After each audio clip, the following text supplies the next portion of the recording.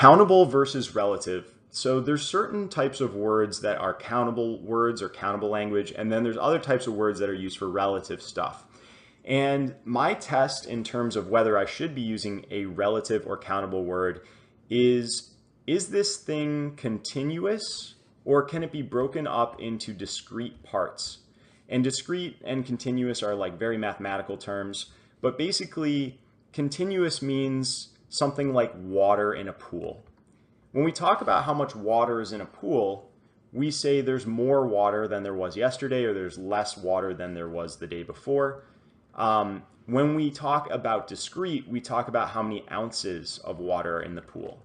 So ounces, I would say there are fewer ounces of water in the pool than there was yesterday, because ounces are actually countable. I can count them because they're broken up into parts. Whereas the total amount of water in the pool is either less or more. There's more water, there's less water in the pool. But the ounces of water would be greater or fewer. So the words that relate to countable, here are some examples. And for relative, less, more. Little is an interesting one.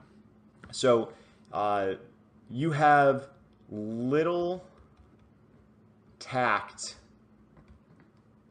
in social situations. You have very little tact. That means you don't have very much tact.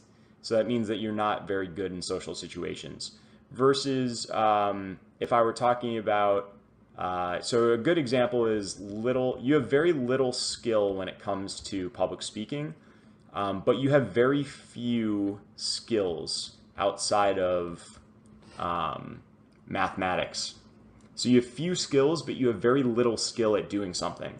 This is a bit nuanced, but it's worth bringing up here. Now let's look at this example up here. So there are fewer or less stars in the sky tonight than there were last night. What do you think it should be? Stars, there's billions and billions of stars in the sky. It's such a large quantity that a lot of times it seems almost like it's continuous. But each star is its own thing, and that makes it discrete. So that means that it's countable. We could actually say there's 1 star, 2 star, 3 stars. So there are fewer stars in the sky tonight than there were last night, not less.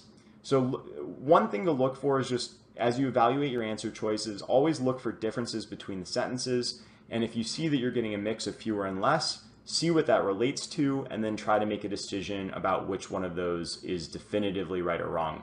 It's not the most common screen, but it will show up. And when it shows up, it's like a home run screen that can knock out a few examples or a few sentences right off the bat and get you down to 1, 2, or 3 correct answers without any other work.